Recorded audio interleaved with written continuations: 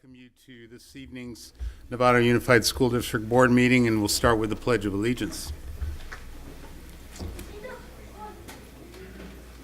Pledge allegiance to the flag of the United States of America and to the republic for which it stands, one nation, under God, indivisible, with liberty and justice for all.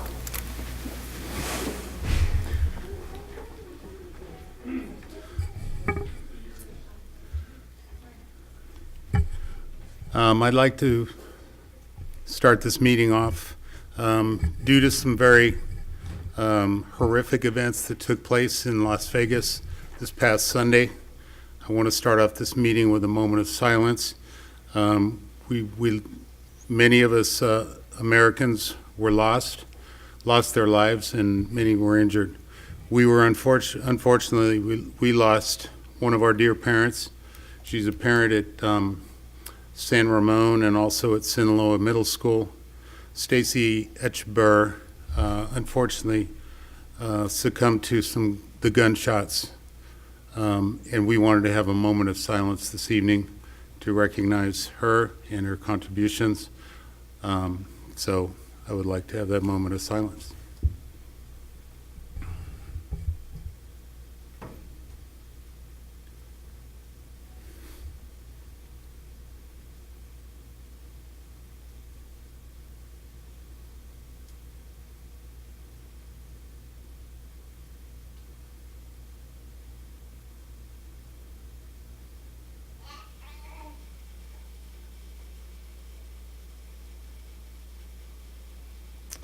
Thank you very much. And I would like to add that the community at San Ramon Elementary School is at this moment holding a vigil in her honor.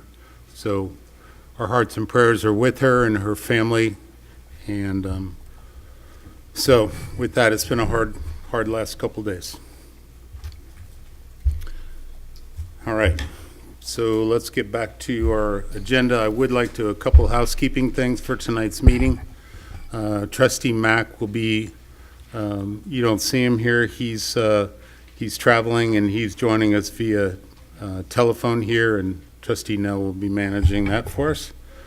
And then I'd like to welcome beginning of the school year, two of our student trustees, Jeffrey Ramirez, and Jeffrey's from San Marin High School, and Manuela de Leon is from Marin Oaks. And unfortunately, our representative, Assad from Novato High School, is out ill tonight. So that's that. And welcome anyway. We're glad to have you. All right. Now we'll go to our Vice President, who will report out on closed session items. Sure. This evening, the board did meet in closed session. The first item and the only item we discussed was Government Code 54957 and Government Code 54957.6, conference with labor negotiators, Chris Koska, Assistant Superintendent Human Resources, Employees Organization, Novato Federation of Teachers, otherwise known as NFT. We gave direction to staff. Thank you, Trustee Butler. On to item 7, approval of tonight's agenda. Would anyone like to make a motion? Trustee Miller. I'll move the order of business for tonight's agenda. Trustee Butler's a second. All in favor? And Trustee Mack, how do you vote? In favor. Okay, that passes 7-0. Thank you very much.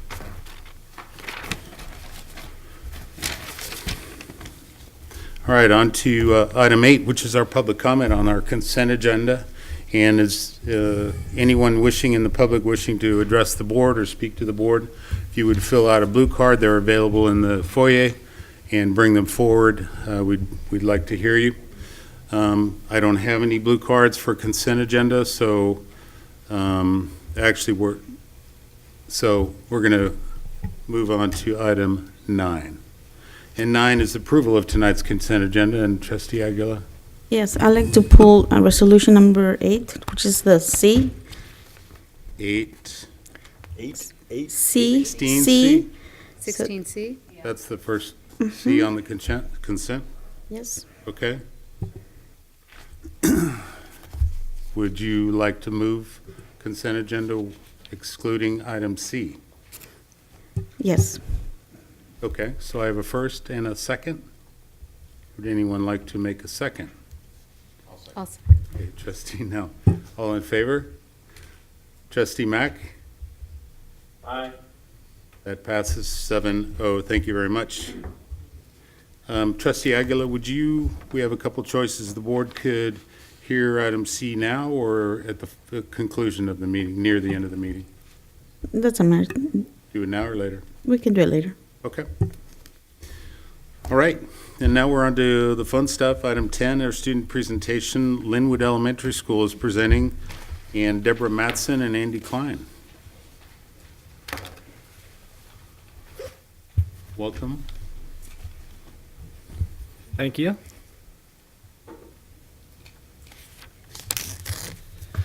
All right. So, first of all, thank you for having us here tonight.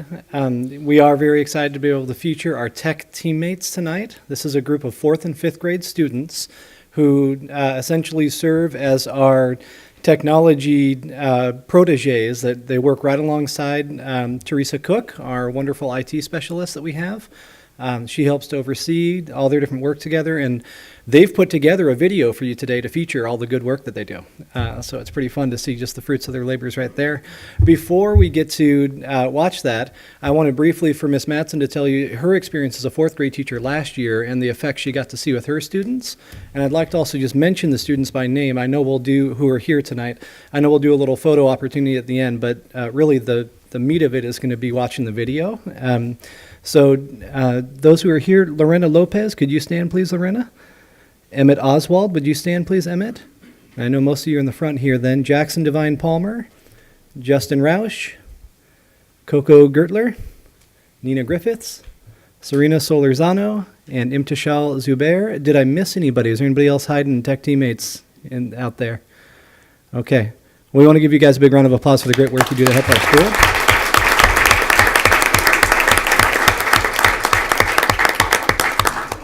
Ms. Matson, you can be seated, tech teammates. Okay, so I just wanted to say that as a 4th grade teacher, our tech teammates really took on the responsibility of supporting our kindergarten students. They would go in and show the students how to care for the equipment and log them on and really get them started in the apps. And what I saw was that our 4th grade students really embraced the idea of taking care of the kindergartners, and we're so excited about how the cross-age opportunity for the students in 4th grade was something that we could also apply across our school. So we're even thinking about additional cross-age opportunities for students so that they can practice a culture of caring. And we did have students who then were also able to help us as teachers. We were very interested in starting Google Docs and Google Classroom, and some of our 4th grade students were just amazingly adaptive, early adapters, and they would help us as teachers, and I even had some students present for our other 4th grade class. So I just want to really applaud our tech teammates for all the support that you have provided for us in the school, and we really appreciate it. And now that I'm in kindergarten, I get the payback, so now you're helping the students down there as well. Thank you, Ms. Matson. I want to say a special thank you to Teresa Cook. She's actually the first one you're going to hear from here in our video. She's our IT specialist. She could not be here today. She is celebrating her daughter's birthday tonight. So anyway, we wish them a happy birthday, and I know she's going to be watching also at home. Hi, I'm Teresa Cook, and I'm Tech 2 at Freeman Elementary School here in Ohio. And today we're going to talk about on Tech Teammates. Tech Teammates is a kids I started last year. Once we meet, we do lots of projects like going on iPads, cleaning stuff, we do upgrades, and anything we don't get on project-wise. They're super duper helpful on campus. They help teachers, they help students log in, they help them tech lab. This year we had over 40 students that wanted to sign up for Tech Teammates. Unfortunately, we were able to take about 18 of them, but we figured out a way to maybe include all the students. Yeah. And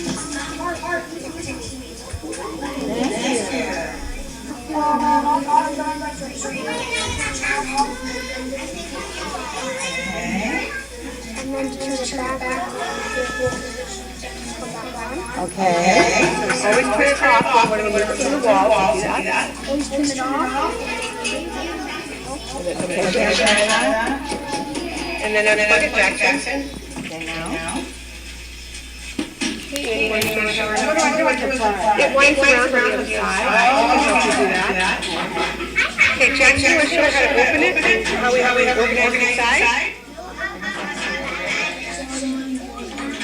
The thing comes open up. There you go. And then you're going to turn it side. There you go. Show her how to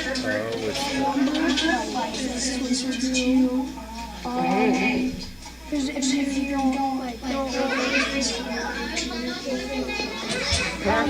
one iPad's not working, just tell us, oh, iPad so-and-so.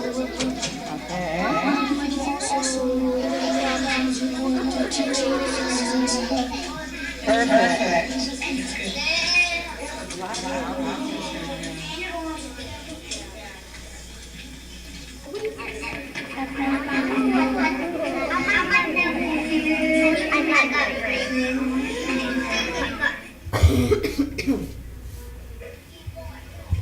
These are on your Chromebook. I'm going to hold a couple boxes with them, and we need to put these sleeves on them, okay? So what we're going to do is Jackson's going to take one out and pass over this to you, and then we're going to, on the back, take the sleeve, peel it off, we're going to put it on like that, and then we're going to take one of these tags that says Space Force by Measure G, and we're going to be slipping it into sleeves like this, and then I'd like to give it back to this young lady, and then she's going to put it in the box with the charger like that. Okay? Okay? You guys got it?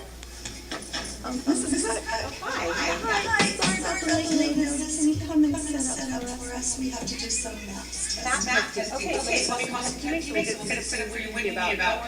10 minutes. You got it. Right there. Thank you. I'm so glad you're here. We have to do a math test for this podcast. 10 minutes. I'm going to show you what to do, and then you go ahead and set the testing board, and we're going to set up the lockdown browser. So let me show you here. So what you're going to do is you're going to log into the account. When you log into the account, I want you to set up the lockdown browser by loading it up, and then we're going to get out.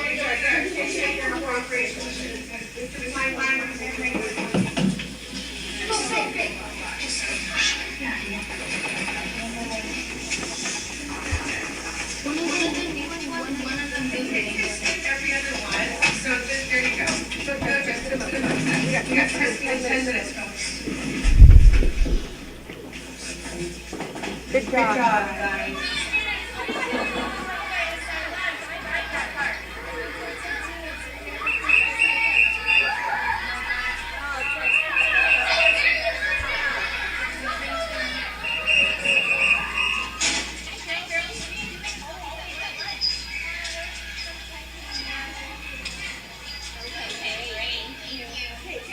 Tech teammates, here's what we're doing today. There are three apps on this iPad require what's called Site ID. What we need to do is we need to check for reading inventory. When you click on the app, if it does not load up, you can say okay, and then give it to me. I'll put in the Site ID, and then we'll check it again. Got it? Okay. You can go start checking the ones on the table, and then pass them back to me when you're done. Good job, guys. So we're looking for reading inventory, and then font. Okay, so then you just hand it to me, and put it over here. Oh, is it reading? Thank you. Reading grade test the other one? Yes. Okay, good job, Jackson. And then we'll take out the other ones.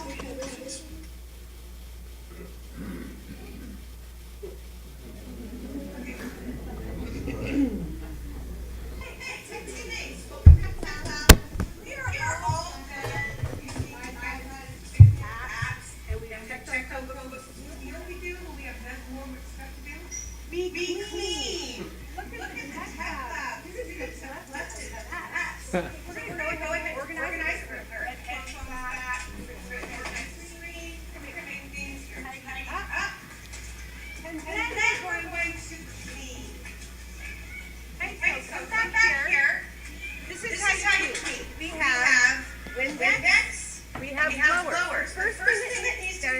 dust off the keyboard. Very easily. Everything kind of dust the keyboard. Then, next person's going to go around. They're going to very lightly clean the screen. Very little cleaner comes on the screen. Okay? You got it. I'm going to have two people do this job. And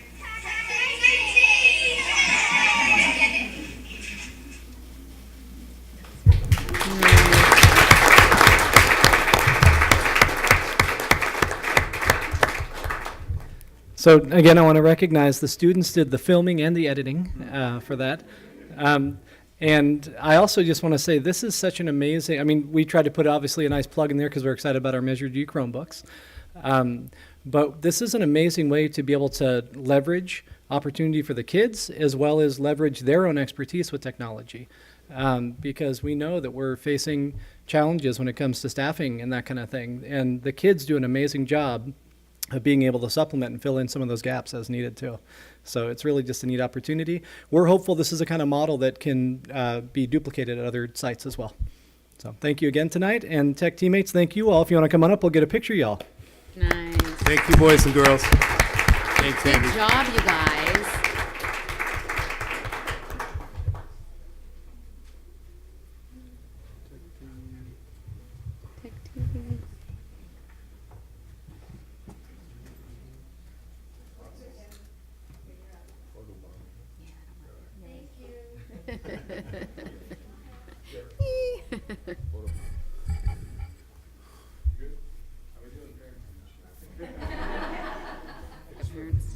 Stand by, Derek. Yeah. Great job. Thanks again, everybody. Thank you, Andy. Thank you.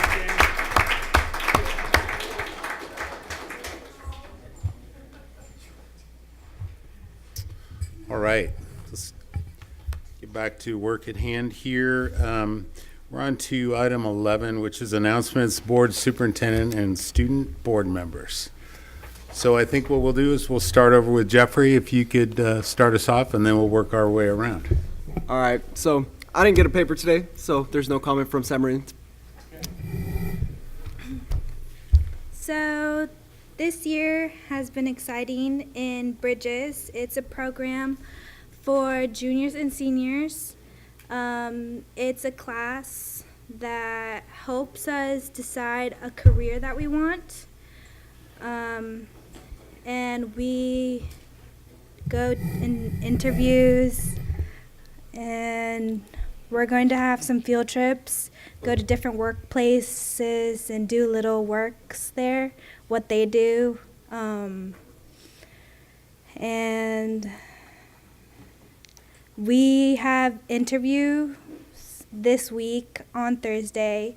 We're learning skills, interview skills with different people. We have to come prepared.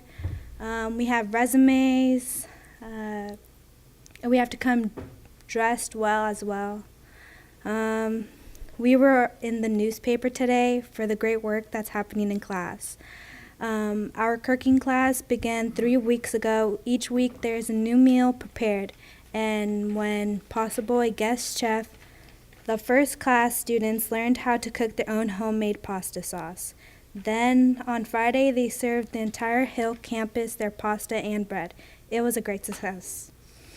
And this week, they served us tacos with yummy marinated meat and beans. Also new this year, we started a meditation class for students. There are 2 new instructors. One comes on Monday afternoon and teaches I Rest meditation, and the other one comes on Friday morning and teach mindful meditation. We hope that this is going to help our students relax, and when they're like stressed out on a test, like they can like do some meditation that they learned in this after class and before class.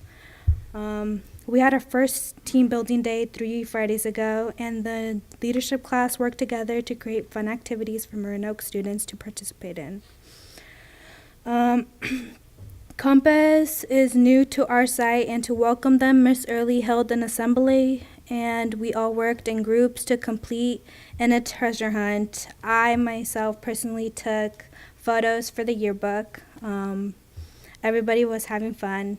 And then at the end, we did a Kahoot to review the rules. And it was a fun way for the new students to learn the new rules. Wow, thank you very much. You've had a busy couple of weeks. That's great. Thank you. Ross? No comments. Thank you, Mr. President. Trustee Aguilar? Yes, I attended right here in this room with our superintendent came and spoke to the community. I thought it was very well done. You gave a very thorough but yet important message to the community. You covered the good, the bad, and the ugly, and we were very transparent. And I think it went very well. And I want to thank all those who had a part of it and worked really hard for this. I thought it went very well. Thank you. Trustee No Scott? comment. Trustee no? Trustee Mack, any comments? Nothing tonight, thank you. Okay. Trustee Butler? I attended the State of the District presentation as well. I thought staff, everybody did a great job, and it was very informative. I'm happy that we're doing that, and I think it's really important, and I'm glad we're going to do it moving forward. Superintendent Hogeman. Thank you. So, in the course of the tragedy and losing our parent, I just want to thank our student services for all the support they're providing to the school and our families. So, Karen Jimbo, who works up in special ed, kind of led that team. So we had a team at San Ramon and a team at Sinaloa, and really a lot of thanks to our school psychologists and our counselors, plus our community partners, Nevada Youth Center, BACR, our school psychs, Marin County Office of Education also lended some hands. So during a really difficult time, our community always pulls together, and so really want to thank them for all their help and support. And other than that, yesterday we had our first district advisory committee meeting. So the district advisory committee is really focusing on equity and our local control accountability plan and how do we put in strategies that are going to hopefully close the achievement gap. So our first meeting was yesterday, and thanks to everybody who was there. And that's it. Thank you, President. Thank you. Trustee Scott, you wanted to add something? I did just want to add something. I just wanted to let the public know I'm going to be leaving tonight at 8 o'clock. I had a early morning flight that got canceled, and now I was forced to take a red eye tonight so I can meet my destination. So thank you. Thank you. All right. Now we'll move on to item 12, which is non-agenda public comment. And it's at this time we have comment. The public, members of the public are welcome to come speak and address the board. Fill out a blue card out in the foyer once again. And I have 2 blue cards, so Matthew Elkins, if you'd like to come up. Thank you so much. Yeah. And then Renee. Thanks very much. I appreciate your time this evening. So I want to talk about the Nevada High School baseball. And what I'd like to say is the process by which Measure G funds were allocated to infrastructure needs at Nevada High School's sports facilities appeared to lack a true objective needs assessment. I can only surmise that those programs with dedicated advocates and organized representation were more successful at obtaining funds for capital projects. I'm here to speak up for the NHS baseball program, which has the highest number of participants of all teams at Nevada High School, but has by far the worst surface than any team at the school that calls it a home field. No other sport would want to even practice on the outfield grass that baseball teams are forced to roam, dodging ubiquitous gopher holes, uneven terrain, and soggy swamps. And worse, despite Measure G and a dedicated NUSD maintenance crew who are tasked with caring for the field, it remains almost completely dependent on volunteers to maintain. It's a Herculean task, and obviously taken for granted, as the status quo only enables a lack of progress in rectifying what I call an absurdity.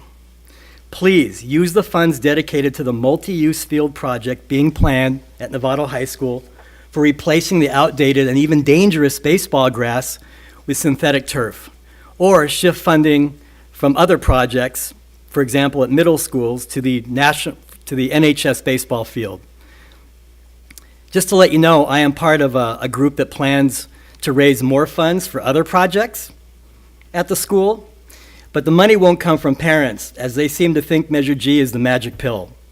All I am asking is for the NUSD board to reconsider allocations based on actual need and even on potential liability. I mean, who knows, a new baseball field could lead to a rental revenue stream from all of the baseball programs, clubs, and tournaments who complain about a lack of fields in Novato. Thank you very much. I appreciate your time. Any questions? Thank you. Thank you. All right, Renee Portillo.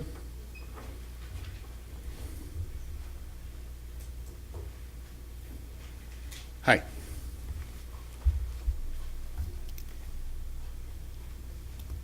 Hi, I'm Renee Portillo. I am here with Jody. We are here representing Novato High School varsity football organization. This will be our 4th meeting addressing the board. So it's my intention tonight to continue the discussion regarding the systematic problems within the Novato High School football program that we will continuing to work with the board in remedying. I want to thank you for the board for continually letting us return here, and for those who have reached out to us to support and show up to our games. It means a great deal to Jody and I and to the families. But however, in the light of the recent tragedy in Las Vegas today, we feel that it's only appropriate and sensitive to not talk about or rant about our frustrations tonight about the football.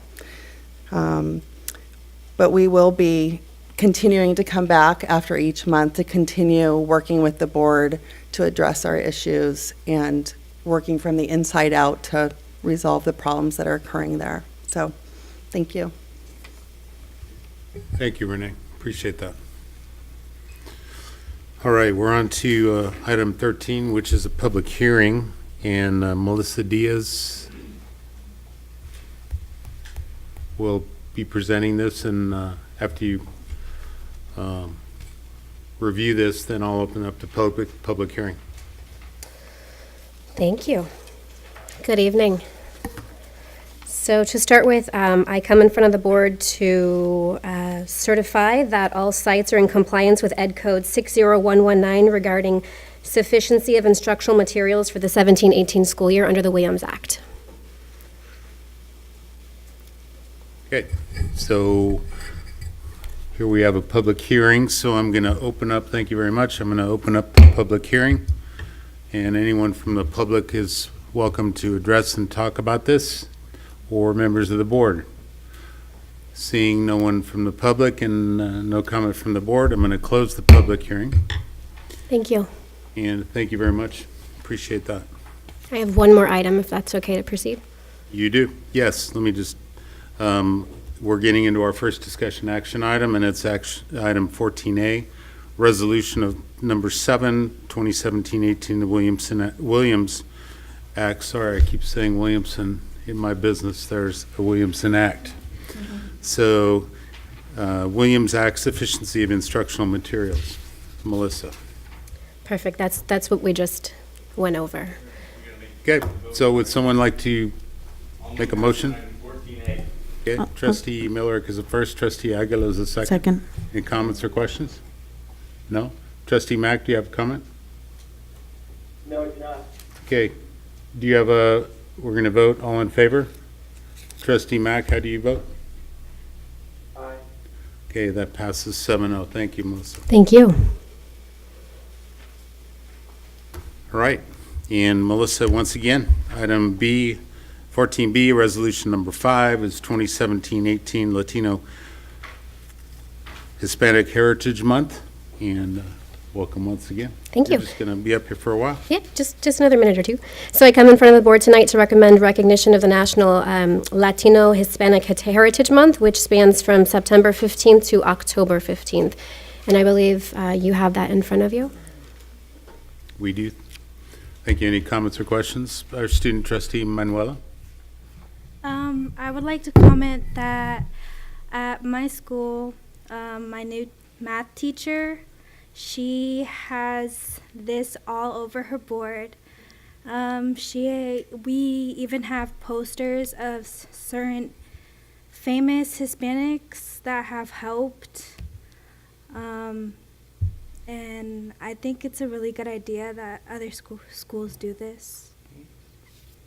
Thank you very much. Any other trustees, comments, questions? Yeah. Trustee Aguilar. So, always proud to have this resolution. I never take it for granted. Very grateful for it. I was wondering with the 1, 2, 3, 4th paragraph, it talks about the Latino and the Hispanic Heritage Month. And it says the words, whose roots go back to 1810. So actually, the date would be wrong if we consider the Hispanic culture to go back to Christopher Columbus, which is where this Hispanic means Spain. So we can either get rid of that sentence, or we can add 1492 when the New World was discovered. It's either that way. And then the countries next to it, we can either put them down, I think I said this last year too, but we can bring it down to alphabetical order or chronological order as they became independent. But seeing that we're talking about the history of how they became independent, I would suggest that we do the order of how they became independent, of when they became independent. So that, other than that, I think it's a great resolution, and I would like to make a motion to accept it. So that's on the table. You'd like to, does your motion include those changes you just?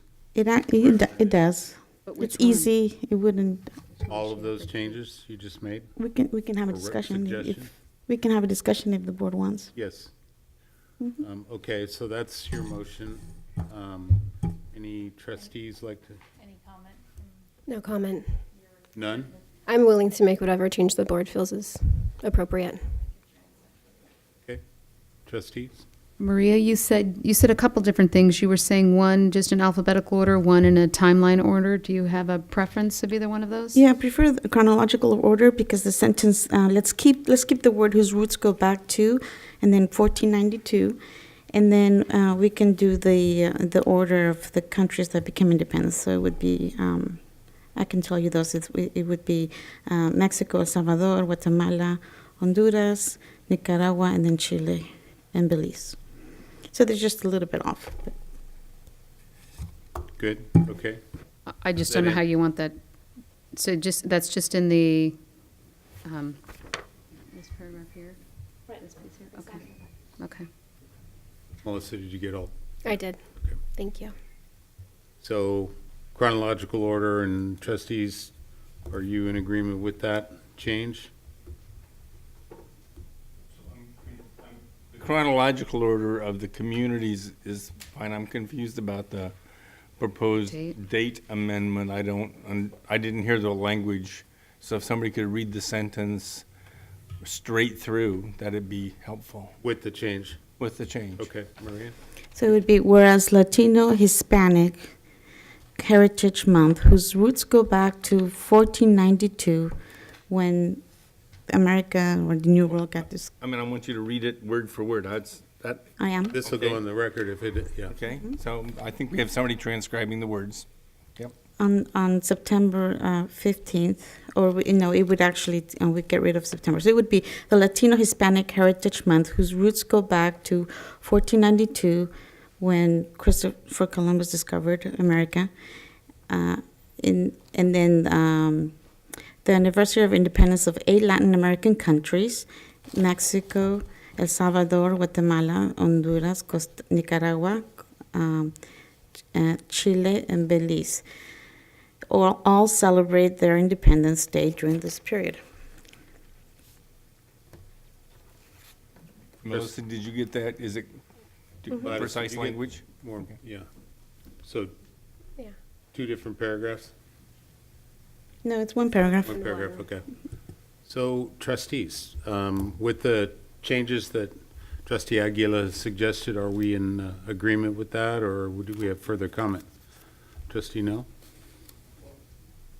I have a question for staff. I'm just curious to know where the 1810 date comes from. I'm less concerned about alphabetical, chronological. I think it's more important to recognize these nations and their independence. But I guess the way it reads at the begin. Where did this 1810 number come from, and does it have an origination that you're familiar with, or? I'm going to be perfectly candid right now. I'm not. This is not my typical resolution. I'm kind of filling in. Okay. So I don't know. I didn't draft this, and so the verbiage, I'm not certain where the date came from. The only other hesitation I would have is that oftentimes when we're in the classroom, we typically don't use the verbiage that Columbus discovered any longer. Right. And so I just get a little bit nervous about that. So does that make sense? I mean, I can continue on with that, but. Well. Mhm. So, I'm not really prepared to change the language around the date, because we don't have the original author here to tell us why. What is the significance? I respect Trustee Aguila's wanting to make it accurate, but I trust, but I need verification, and I'm concerned about why it doesn't. If that were the case, why doesn't it already state that? So I don't support changing the date or referencing the language that's being added, though I don't see a reason why we couldn't reorder the list of nations under the order for which they reached their independence. So I'm not supporting the amendment currently. Okay. Trustee Mack, not seeing if your hand is raised or not. I'd ask if you have any questions or comments. No, I'm just trying to follow the conversation. All right. Anybody else?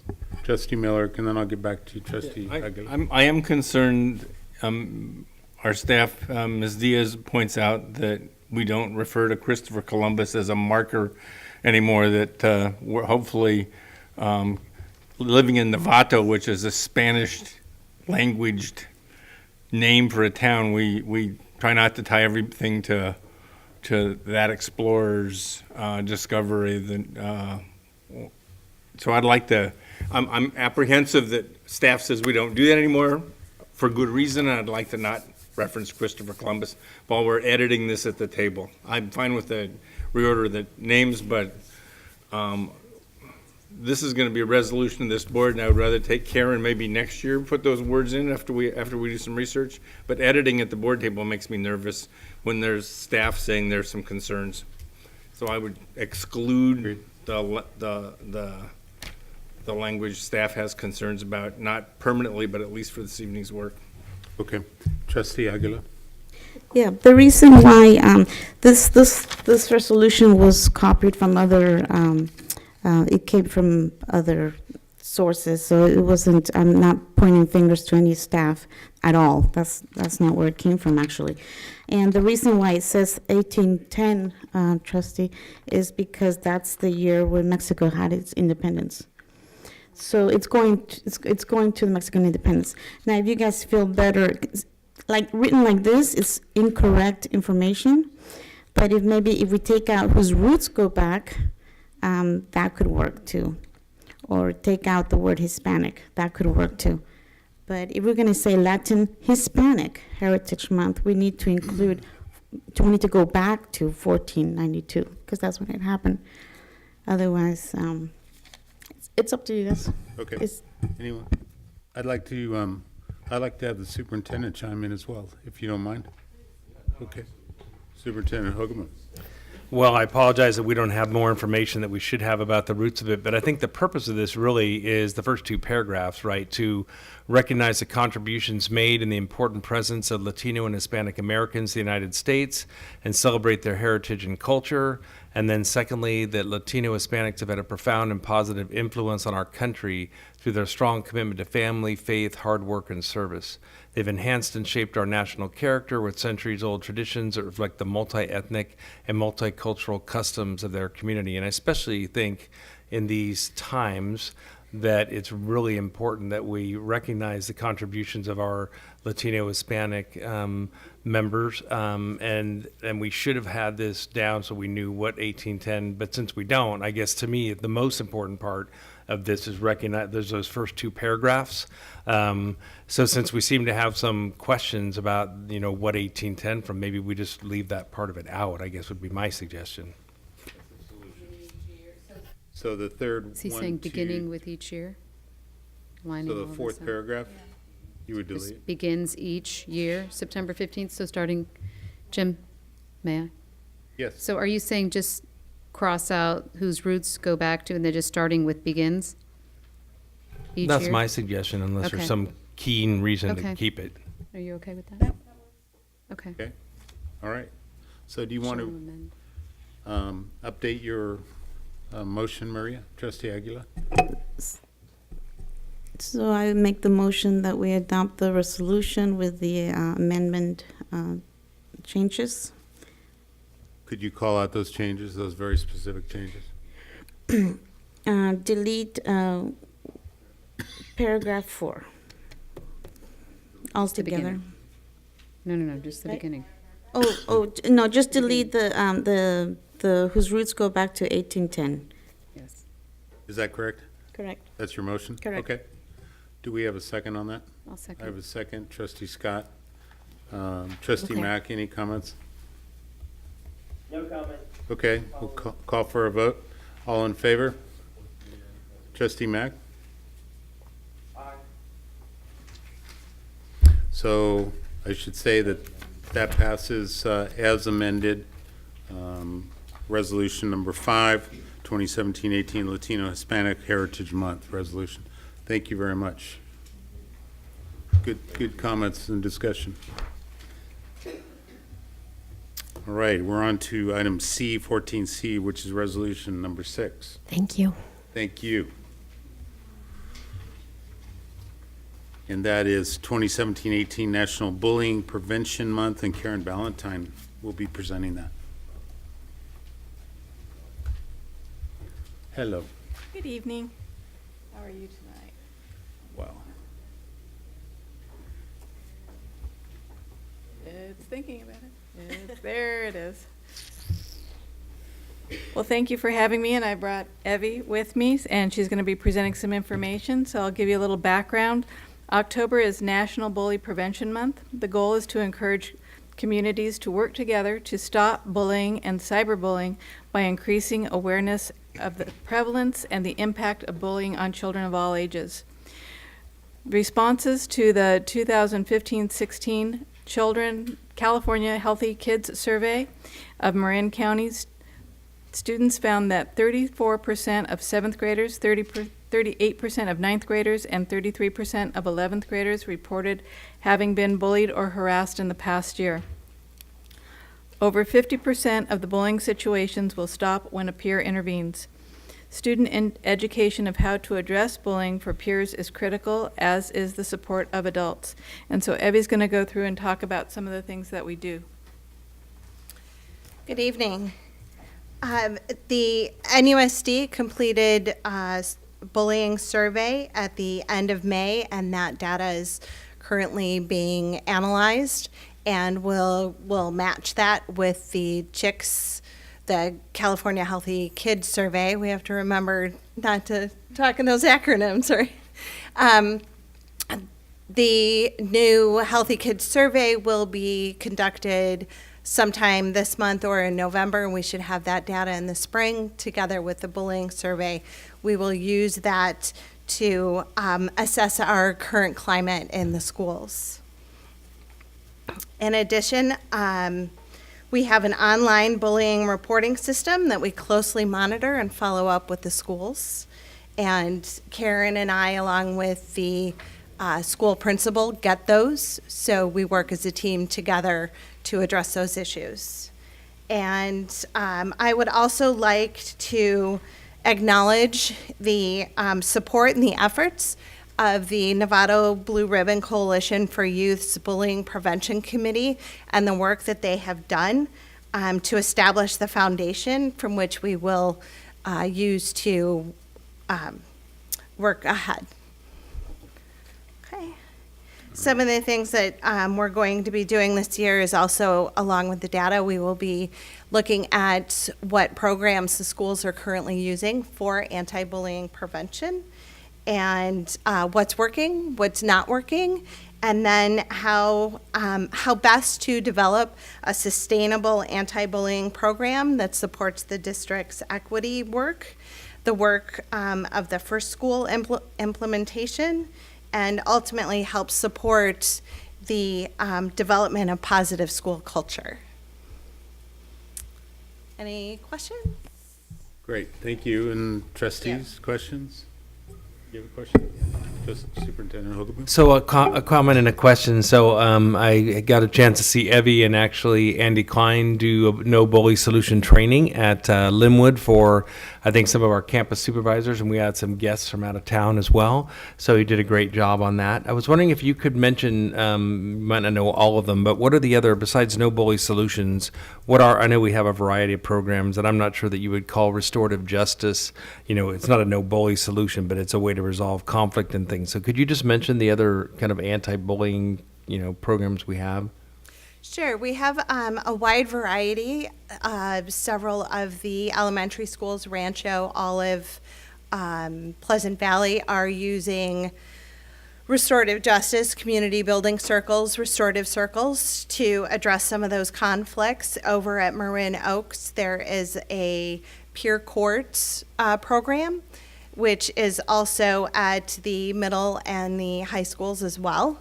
And Pleasant Valley uses Soul Shop, which has been quite successful, but at the same time is quite expensive for them. So if we can find something that works, that's sustainable from within, that would be great. I know several of the schools, especially the elementary and the middle schools, are using the No Bully Solution teams as well. All right, trustees. Trustee Nell, and then I'd like to get the student trustees to chime in. Do you want to let them go first? Okay, great. Thanks. Jeffrey? So, in my experience with these surveys, I've noticed that a lot of people don't take it seriously at all. So is there any prevention methods that we could like put in? So like have like a little paragraph that says, please take this honestly or something, just anything to like make it so that it doesn't seem like a joke. I've seen several of my classmates go in and pick the worst option, make it look like they were abused as a child, make it look like they were just totally joking, laughing about it the whole way. And these kind of things just slip through the cracks. So is there anything we can do to prevent these things? You know, I don't know, yeah.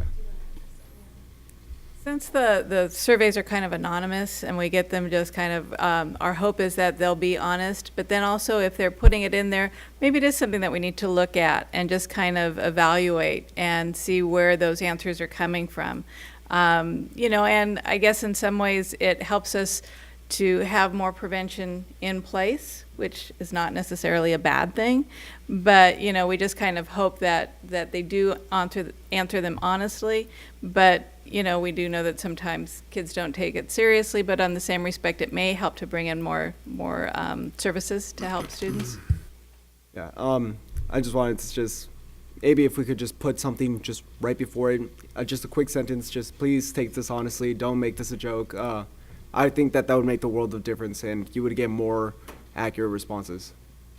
I would agree with you, and hopefully those who are administering the survey will do that. There's also a margin of error that they always give to every survey, so we take some of it with a grain of salt.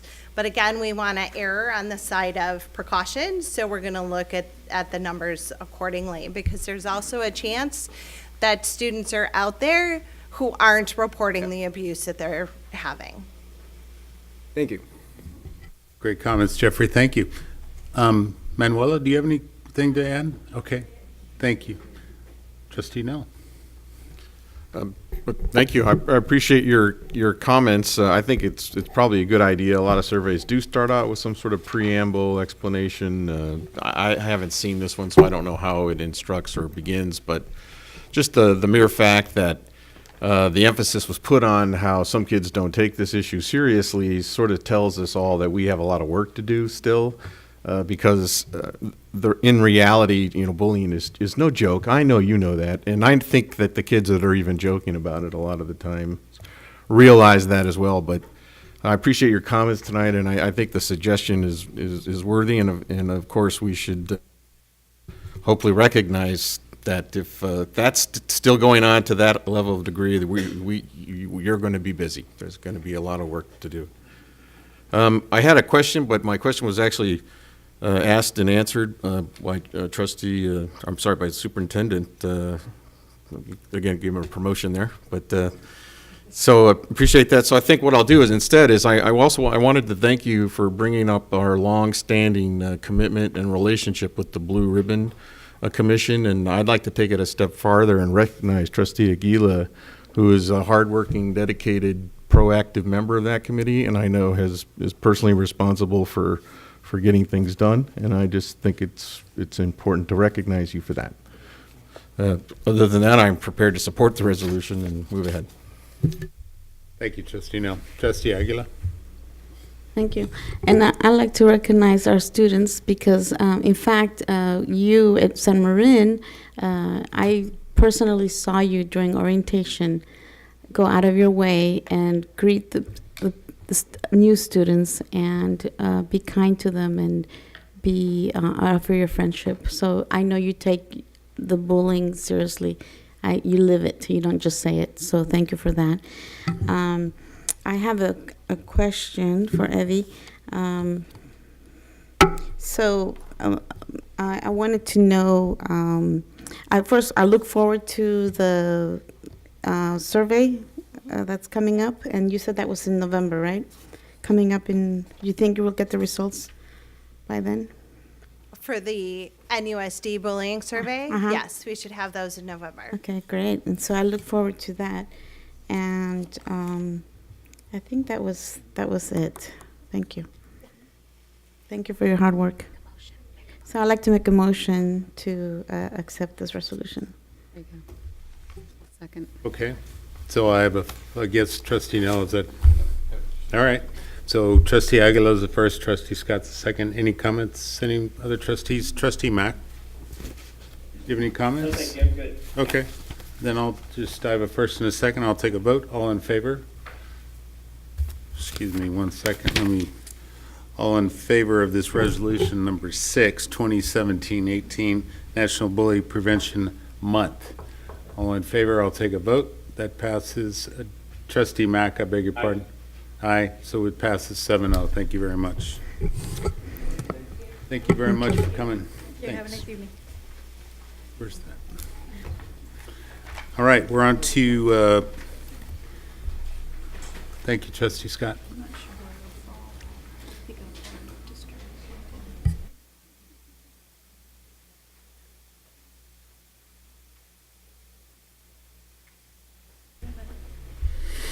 All right. Moving on, we're on to our item, our last discussion action item, item D, Board and District Committees for the 2017-18 school year, easy for me to say. And I'm going to, essentially, you all have something that's the list of all the committees in the board report this week. And I'd like to kind of review that with you and see if there's any changes you all would like to make. There is a committee independent, if you go down to the board appointed, the second, that's, I beg your pardon, the third board appointed committee, Independent Citizens Bond Oversight Committee. I'd still like to have an alternate there. So if anyone's interested in that, I'd like to plug them in there. Trustee Nell? Yeah, I had intended to offer up more service when either if anybody wants to trade committees or move things around, but I do see a blank spot there, and I think that's a place I'd be willing to serve. Careful what you wish for. I will preference that by saying that I was recently elected to a second term as a chairperson for the JLAC committee, so Indeed, it's and a likely very that good I would one. have to stay there on that committee. Thank you very much. And I know you're doing a great job there, so kudos to you there. So I'll put you down as an alternate then, based on your comments. Superintendent Hogaboom, unless trustees have other changes, or Trustee Aguilar? Yeah, I just wanted to remind us that the Blue Ribbon Coalition right now is in a state of hiatus for a little bit. So we don't know what's going to happen, but it's gathering information, gathering data, making things better. So, but we're currently not meeting. So. Okay. All right. And then Superintendent Hogaboom, I have a question. The dual immersion task force, should that be included in this? Under a district? Yeah, I think it's a superintendent's committee. I know that, Maria's come to that pretty regularly. I think Ross, but that Debbie comes to that, Greg comes to that. So, it's fine with me if you want to appoint board members to that. Should be winding up though for fairly soon also. So it's kind of up to you guys. Okay. What do you think, trustees? Leave it. I don't see a need. I would just add it because we have two trustees sitting on there, Trustee Aguila and Trustee Mack. Is that correct, Trustee? Yeah. And it's going into this next school year that we're currently in, so why not add it to the list? Put it on the record. That's what we're doing right now. And also, Okay. can I chime in? Yes, please. Sorry. Go ahead. And also, too, we have a lot more to do beyond just getting it kicked off starting this fall. As Andy knows, that there's a whole bunch of work we've got to do beyond the first year. So I think this is a group that's going to be working for a few years here. That's what I would think. So my suggestion, brief consultation with the superintendent, I think that would be appropriate to add to. I would agree, let's add it. Let's put it under the district-appointed committees. Is that? So, Mr. President, I agree. Now that I've thought about it, this is a program that's probably going to need ongoing, continuing support. I think it's a good idea to add it. I would agree too. Thank you, Trustee Mack, for those comments. Any other comments here regarding that or any other? That's Maria. Yeah. Greg, Debbie, do you want to be an alternate? No, I'm good, thank you. are you on the, Greg, are you on the Safe Routes to School committee? I am the alternate. Is that good? I read the committees. All looks good from my perspective, unless you would need me to change something. Okay, I'm fine with that. All right, so no other comments? Nope.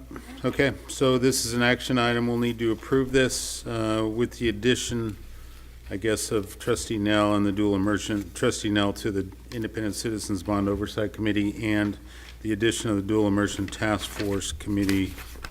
And I'd just like to add that I think in the, one sec, did you want to make a motion? Yeah, when you're Okay, ready. 1 sec, I just have a comment.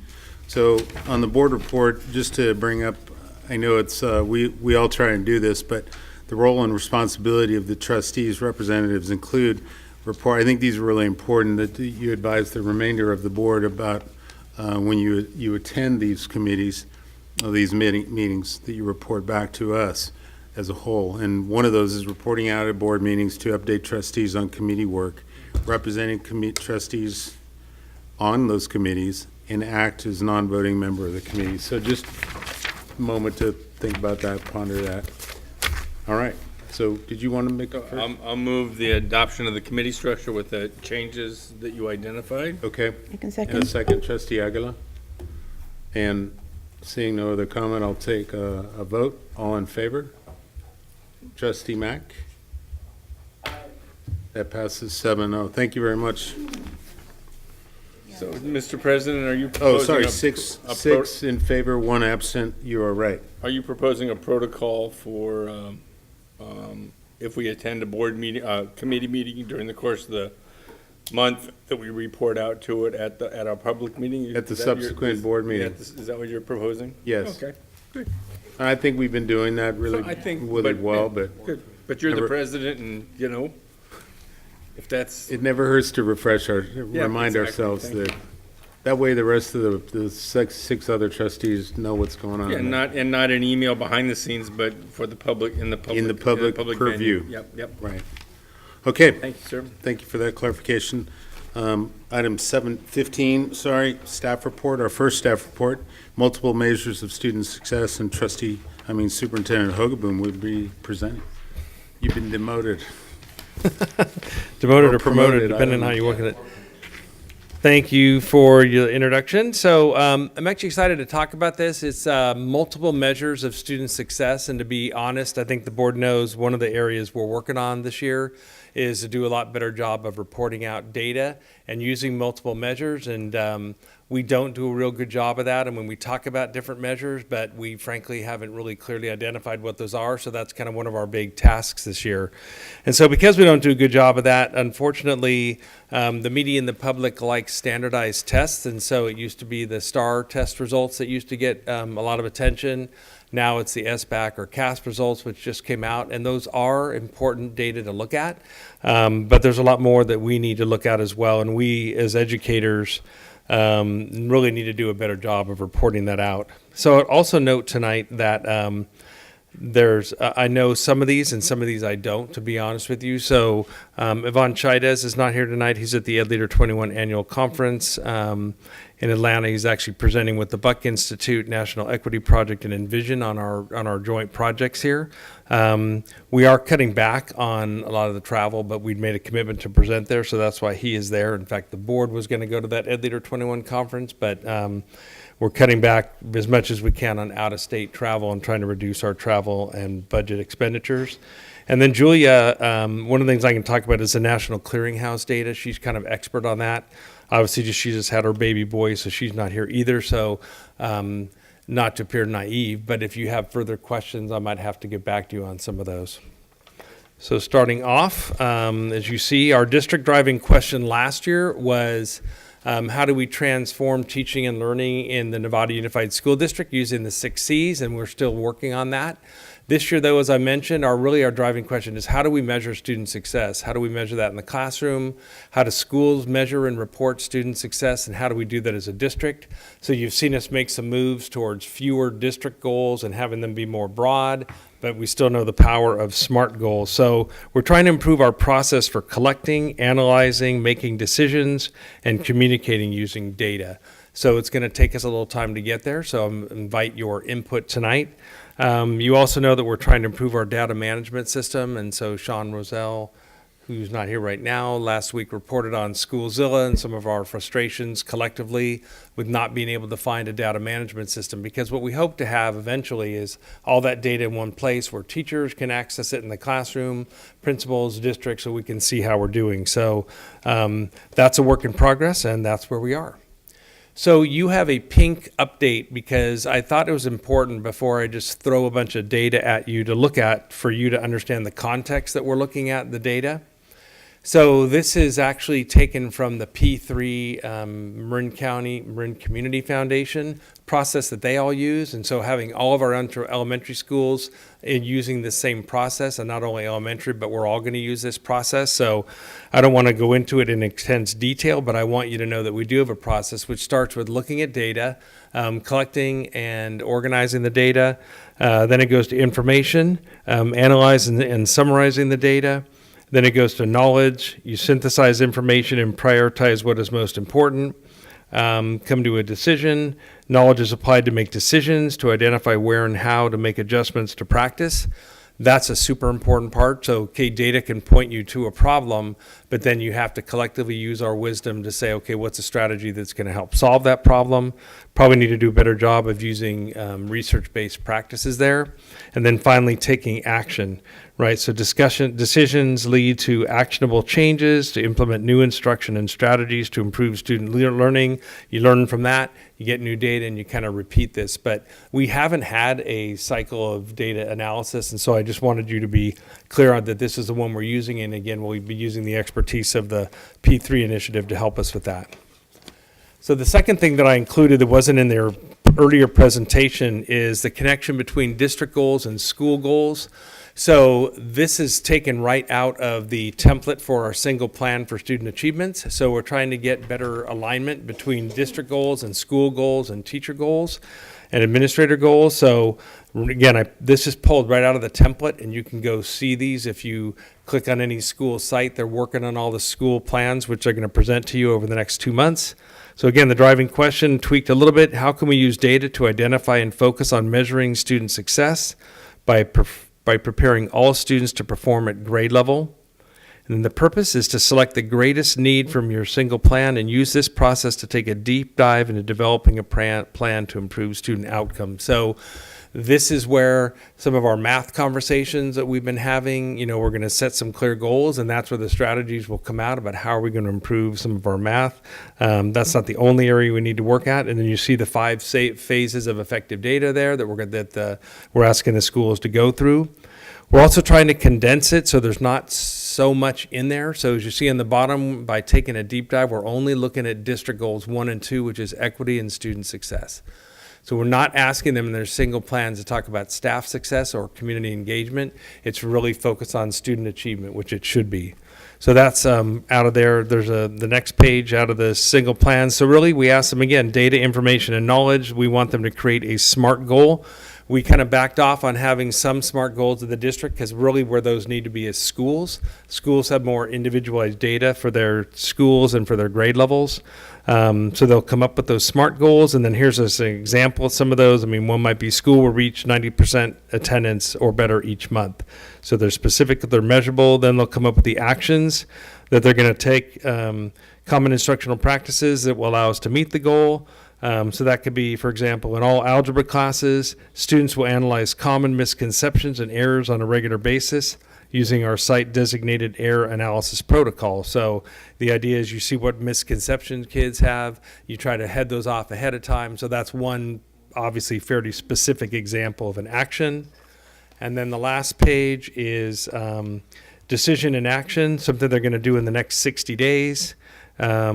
And there's some samples there about maybe doing something with Saturday Academy attendance. And then we ask them about site resources that are needed and other resources they need to achieve their goals. So we're continually working on the single plans being documents that are thoughtful, that are used, and that's really the leverage point that we have and you have and parents have and staff to say, what are the schools working on and how are they planning to get there? So again, I wasn't sure that I explained this to you before. So when these single plans come, we'll be asking our principals to pick those key high needs area. What data did they use to pinpoint what problems they're having? And then what are those 3 or 4 key trim tabs that they're going to push on to try to do something about that? And then we'll see how we did with that. So I don't think we've really explained that process to you very well. I just want to make sure the board understood that. Okay, so you've seen most of these, so I'm going to go through these fairly quickly. And again, in the end, if you have some questions, let us know. So we know that we have about 7,567 students, shrinking by about 100 kids per year or so, Chris. About 37% Latino, about 48% white, 14% others. We have about 13.5% English learners and about 9% special education. So that's who we are as a district. One of the things that we've also been looking at is what are those key metrics at the district that we need to be paying attention to. And so we've been working, as you know, very closely with Marin Promise, and they had those 6 milestones, one of which is that students are ready for kindergarten. And so I appreciate the fact that we've opened and the board approved 4 new preschools, 3 of I think which are online, and we're still just waiting for the last one. But one measurement that the Marin Promise uses is by really how many kids have participated in a preschool. And you can see right here that 76% of our kindergarten students enter kindergarten who have had a preschool experience. We also have a specific measure that's escaping my mind right now of kindergarten readiness. What is it? ESGI, thank you, Chris. So I don't know what that is, but we'll be reporting that to you because we haven't given that yet. So then that's actually a better way, I think. So a kid could go to preschool. I don't think that necessarily means that they're ready for kindergarten. So that ESGI will help us tell comparatively whether hopefully kids are ready for kindergarten or not. The only problem I have with that goal is it's a little bit outside of our control. We don't run the preschools in most cases, so Well, I think it's important to be aware of how we're doing with that and supporting the county as they try to get universal preschool. I think that's awesome because a lot of the achievement gap, as we know, starts before kids even get to school. So that's a really important goal, but I guess my only problem is it's just a little bit outside of what we can have an influence over.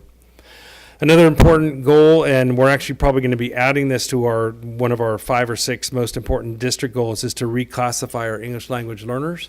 And the goal is to do that within 4 years of them being here. So Melissa is working with us on that. We just talked about it today. So whenever a kid comes here, we've got to get them going so that they can learn English and not have that go on forever. We know we have a kind of a stubborn problem with long-term ELs where they're still in high school and maybe they're verbally fluent, but they're not able to pass some of the academic reading and writing. So last year, 188 students were reclassified, and I don't have, which I should, how many were the year before. So we'll try to get that because obviously if you don't see a comparison, you don't know how we're doing. I should also mention that the state is changing the test from the CELT test this year to the LPAC next year. So we will continue to give the CELT this year, even though it's optional because we want to make sure that we can keep that continuity, but we are switching to a new fluent English proficiency test. AP exams. So again, I'm not going to go through these, but you can see usually the number the number that you're shooting for is about 70%, and obviously the more kids that take the exam, usually the worse you do on that. So getting more kids taking it, though, is a really good thing. It challenges them. It adds rigor. So we had in 2015, 1,165 students take it. We had a dip in 2016 we lost about 100 students.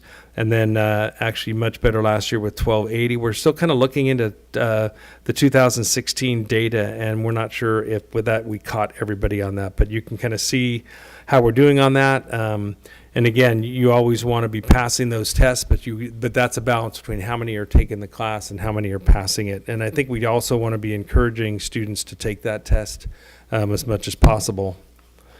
Next is SAT scores, and there's a lot more detail that we have on these if you'd like. This doesn't break it down into English and math, so you can kind of see the comparison. This just has kind of what the overall mean score was and how we did compared to the national average. So in 2017, the mean score was 1137, which is a little bit better than the national average. And then this last year, our current seniors, it increased a little bit to 1142. Again, about 100 and so points above what the national average is. And we do give every student the PSAT, the practice SAT, and I think our big challenge there is you can take the test, but if we don't go over the results with kids, then we're not necessarily really helping them. So that's the area where we need to do a better job on the PSAT. ACT, you can kind of see there the number of students has gone up from 208 to 248 in 14-15, and then 219 in 15-16. And actually, we haven't gotten the new results yet for 16-17. We should get those in the next couple weeks. So that's been fairly static. We dropped a little bit in terms of the number of students tested, and you can kind of see there, the number that scored above the 21, which is the national average. And moving on to the National Student Clearinghouse. So that's interesting data. If you looked at it, it's fairly confusing data, as Trustee Butler and I were talking about before. Gives you a lot of different information about the percentage of students that enrolled in college or post-secondary. Then it has how many stayed for a second year. And then there's more information about how many students graduated after 5 years, after 6 years. So it's really how many, the bottom line is how many students enroll and then how many persist. And it's older data. So this part we have here is the number that enrolled in the fall following high school graduation. So you can kind of see those numbers, unfortunately, trending down. And then the next page is the percentage of students who actually who earned a college degree. And those are the most recent data we have is from 2009 and 2010. And I'm not sure why there wouldn't be like 11 and 12 in there because it's obviously 4 years later, but that's all that, as you saw in the data, that's all that they had. So if you have some questions on that when we're done, let me know and I'll try to get back to you on that. And then finally, MAP, Measures of Academic Progress, which is a test put out by the National Education Association. And we use that pretty much across the board in grades 3 through 8. And we've actually expanded that some to the high school. And we give that in both language arts and math. And so you can kind of see here how and we have way more breakdown than this. MAP actually uses a RIT score, Roush something, I forget what it stands for, but it's actually a hard score that students get, and it does measure progress. So we try to give that twice a year. Some schools don't give it 3 times, but we give it in the fall and the winter. We don't get it in the spring sometimes because it kind of conflicts with the CAFS test. So we're really looking for that growth. And so what the map does is shows you that if Gladys took the test and she got a 217, then in a year's growth, she should get up to a 289 or whatever that is. So exactly where the kids made 1 year worth of growth or more or less. So it's really helpful to our teachers to see who's kind of excelling, who's in the middle, and who's dropping behind. So this is the data from 15-16 and 16-17 is pretty much the same in terms of the language assessment and the number of students who were proficient. So they have a cutoff, right? And we were just talking about it today. I think in algebra, the cutoff was like 213. So if the kid scores a 213, they've got like a 68% chance of passing the CAFS test or whatever. So that's where these numbers come from. And then you can see the first year of MAP testing was in high school last year on reading. And so that was the first time we had that information, and we'll be able to build on that. So 61% of ninth graders proficient in the reading and 69% of 10th graders. And then winter reading, you can see there for elementary students in grades 3, 4, and 5, which is where we give it. And again, the numbers are pretty static. There haven't been any major increases in that, which is kind of across the board, right? I mean, if you look at the CASP results that we'll go over next time, actually we dropped down a little bit, and most of the results were pretty static and flat. Next is attendance, which is crucial. Obviously, if kids aren't in school, they can't be learning, so attendance has gone up slightly. Our goal, really, to be honest, is 97%. It's really hard to get it much above that. A Saturday school or Saturday academy should help us with that to some degree, because when kids come back on that Saturday, it improves their attendance, and that really helps us with enrichment for AP classes, support classes, intervention classes. So we hope that we'll be able to dramatically increase the number of our kids who go to Saturday academy. Teachers usually like it because they get paid. A lot of them are there anyway, and the students help us recover some attendance and money. So we did improve about a tenth of a point, and we're hoping to get that up 96.62 up to 97. Student behavior, and I think we'll probably be bringing a lot more detail about suspensions and expulsions. We brought a little bit. So suspensions were up a little bit from last year, and the days of suspensions were up. Expulsions dropped some from 6 down to 2. And with that, I did not mean to throw a lot of data at you, but I wanted you to see some of the measures that we use in addition to the CASP test. We'll also be bringing some other data, like with our AVID students and how they're doing. And so this was just a first blush to kind of tell you how we use the data, and then to see what kind of questions you guys have. All right, thank you, Superintendent. That was a great report, and yes, you did throw data at us. Student trustees, I'd love to hear from both of you on this. Jeffrey, if you want to start. All right, so this might be a typo, but on the attendance matters, is it 0.1% or is it 10%? Because it's like there's a period in front of it, and that could throw off that number by a lot. The 10th of 1%. Yeah. Yeah, it's the 10th So is that of 1%. 0.11 or 0.0? Not even a full percent, only 1/10 of a percent. Yeah. All right. And then I really like the fact that we're doing this, and I had a question about the maps, because again, what I've noticed is that this is a rigorous test. What happens throughout it is people will try for the first 45% of the test. As soon as they get 45% of the test, they realize, wait, we're not getting graded on this, and it's like the statistics will start to go down. And every time I've taken this test, every time I've even like been in a class that has it happening, everybody by the end of it is just spamming through it just to make sure that they're not the last ones to finish, or they're just trying to get it out of the way. They don't want to do these tests. And I've noticed that with a lot of standardized tests or any kind of test along these lines. Mm-hmm. I think the only thing I can say about that to some degree with MAP is a lot of times we give assessments to students, but we don't involve students in the assessments, so they don't really see why they're relevant or meaningful or why they should make any attempt to try on them. And I guess what I would say about this is, what's important is for us to let students know why a goal is important and where you stand, and to be honest with you about that, and then where you need to improve. And so measures of academic progress, I know there's some schools that actually have students take their scores and where they are. They set a goal about where they want to go, so that, again, you take ownership of it, and it's not being, like, what am I taking this test for? I don't even know what it is.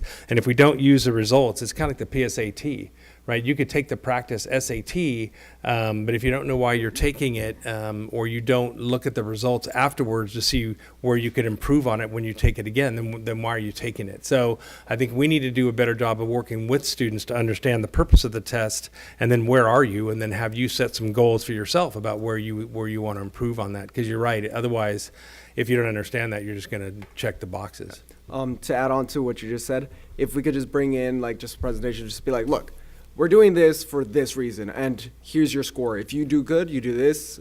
This is a good score. This is a bad score. If we could just make it relevant and important, then the scores, I guarantee you, will be higher than this. I can almost guarantee it. And if we just make sure that you just apply some importance to it, because last year I took it, I was like, I'm never going to see the scores of this. I never cared. I looked at it I tried for like the first hour and a half. As soon as we got to that point, I just didn't want to do it anymore. I spammed through it and just used my phone for the rest of the period. Mm-hmm.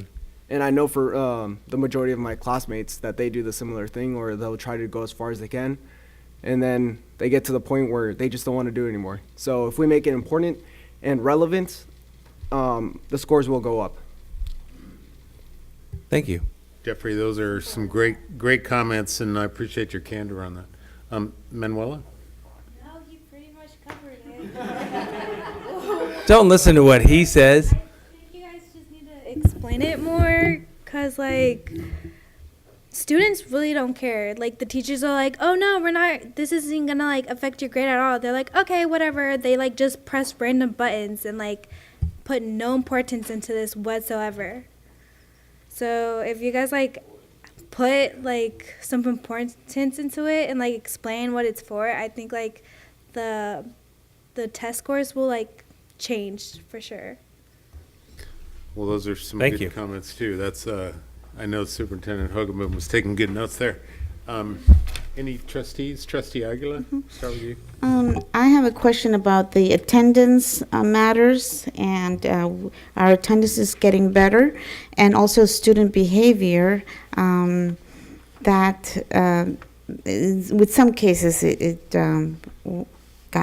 one of them got better, the expulsions. I'm wondering with the report that Evie just gave us, and that she says we're going to have we're going to be having the survey for the bullying. I'm wondering if the attendance do we have more information on this, like why they're absent? Are they being absent because they're being bullied? Are they being absent because of grades? Are they being absent because of illness? So in other words, is the reason for their absence stated? And can we combine that as somehow? I would just like to see some kind of, to incorporate the bullying in here as well. Maybe with the student behavior, I'm not sure. That would be up to you guys.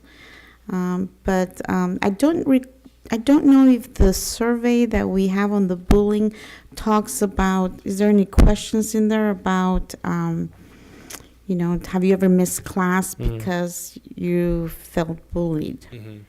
And if there's no question in there, that probably we may want to take a look at that question and then incorporate it in some of this data. Okay, thank you. And I would like to acknowledge Michelle Shahan, who is here, and just, she's just been wonderful with the Bully Prevention Committee and the Blue Ribbon Coalition. So you talked about that, Derek, and so couldn't have done this without her. So. Jeffrey, you want to add to that? Something I totally missed. The student behavior, I have a question about this. Is it more along the lines of the students are getting better or the rules are getting less strict? Because I've noticed that similar problems are still happening. It's just a question of how bad they seem to us now. Mm-hmm. Because I've seen more lenience towards talking back in classes. I've seen more lenience to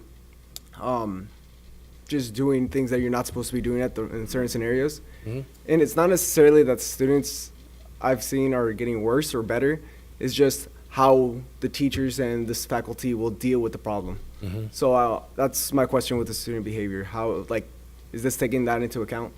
Yeah, it's a great either question or comment. I'm not sure which one that was, but Little bit, a couple years ago, the legislature passed, a law that basically, made it change so that you couldn't suspend as many students, and you had to really think about it and why you were suspending them and all that. So it really forced schools on the positive side to look at who we were suspending, because we were suspending disproportionately students of color, for one thing. And then, there's a willful defiance, I think, was the main one that was used all the time when people did. It was kind of a catch-all for, I'm suspending Manuel because she's being defiant in class or whatever it was. So that really made schools wake up and really have to look at our discipline policies a lot. I mean, I think the positive side of that was that we're realizing now that punitive kinds of consequences aren't always the most effective, that having benching kids at lunch or suspending kids and just having them stay home and play video games for 3 days might not be the best way to do that. So I think the district, I would credit with a lot of our restorative justice practices and a lot of that. So if a student acts out, having them be part of a restorative justice circle, or realizing other kinds of consequences or ways of changing their behavior besides just suspending them. So I think we're doing a lot of work on that, and I think you're right. We're trying again I think probably the number of incidents are probably about the same, but we're trying to respond to them differently. And I think, right now, Karen Valentine, who's our student services coordinator, is looking at, so why is it the suspensions went from 245 to 391? Because there was a huge drop the previous 2 years, but that was pretty much in response to the legislation we had. So we're taking a look at that right now. Thank you. Thank you. Are you on restorative? Thanks, Jeffrey. Trustee Butler. Just a couple suggestions as you work through how you're going to present this again, and what is meaningful to staff and maybe to us as a board. I like to see year-over-year numbers, not just a number put on a slide. I want to see a couple years, 3 years, 4 years, whatever you can provide, so I can see a trend. Mhm. I tend to always hunt those down myself, but I like to, if we could have that for everybody, that would be great. And then I like to see demographic data within that number on certain things, not everything, but stuff that's relevant would be nice. Thank you. See that. And then I would, for us, I would like to see our graduation rate for the last 5 years, let's say. And if you can also provide dropout rate, that would be another one to take a peek at. We used to look at that in the past. And on the AP slide, I would be curious on enrollment, how many kids are actually enrolled in AP versus how many kids actually Okay. take the test. And that would be interesting demographically. Mhm. That's it. Thank you. Let me just say, thank you for those great suggestions. And when we report the CAS data, I'm pretty sure I'll make sure that Yvonne goes over that dashboard, because there's all different elements of the CAS, but one of them, that dashboard is, and I'm sure that he's going to cover that next time, or I'll make sure he does, that does have graduation rates, dropout rates. I think it does also have suspensions in it. So we'll cover some of those things next time. In the dashboard part of it, it's not really the CASP itself, but we'll make sure to cover that. All right, Trustee Aguilar and then Trustee Nell. Yeah, my question was about the fluent English proficiency test. You mentioned that we're having a new one, a new English test, and so how would that? Can you just talk a little bit about what the difference is between the one that we're doing and the new one that will be coming? No, I can't, but I will find out about it and have Melissa give a report to you about it. We just talked about it today a little bit, and so I'm not sure if she knows, but we'll find out and I'll get back to you. Okay, wonderful. And the page after that, the college, the AP, we went up a little, well, actually a lot, 2016 to 2017, and I was from 1,055 to 1,280. So I was just kind of wondering, what do you think that we did different that made it better? Yeah, that's a great question. We're looking into that right now. As I mentioned, we think that there might be somewhat of an anomaly in the 2016 data in terms of why that went down. So, and it was actually specifically at San Marin in terms of the number of kids who took that. So we're kind of looking into that right now. All right, Trustee Nell? I know it's late, but I got a couple questions on this that I want to go over, but I do want to comment on our student voice tonight. I appreciate what I'm thinking of, the emperor has no clothes moment. I don't know if you're familiar with that story and the moral of that story, but basically it's a young child stating the obvious that adults see the problem but won't admit it to themselves for fear of the system or the culture that they're in. And so when you talk about proctoring, which I believe is the term for administering tests and so forth, I'm just really concerned about the motivation behind our administrators and what they're doing, if that's the student voice that we're getting here tonight. So I suspect the truth is somewhere in the middle, and maybe you can help us with the solution and what it should be said, what the emphasis should be, but I appreciate it. And I also want to go on to say that, our LCAP and the state and the State Board of Education is working strongly, and they're insisting that we have more student engagement, more student voice. Civil Liberties Unions, other organizations are stepping up and saying, we really have to listen to you guys. And maybe some things you guys will say are come from a lack of experience and maturity or whatever, but that doesn't mean that you don't have things to contribute at times. So I just wanted to, to tell you, appreciate your thoughtful comments, and let us have it. Okay, so they appreciate that. Now on the report, the things I wanted to challenge you a little bit on the preschool comment. You mentioned the acronym that we're going to use, and I think I had brought that up in a previous presentation as some measure that we're looking for. But I think that the Nevada Unified School District is actively participant in a proactive way with the Marine Community Foundation and a whole group of other organizations that are trying to standardize preschool.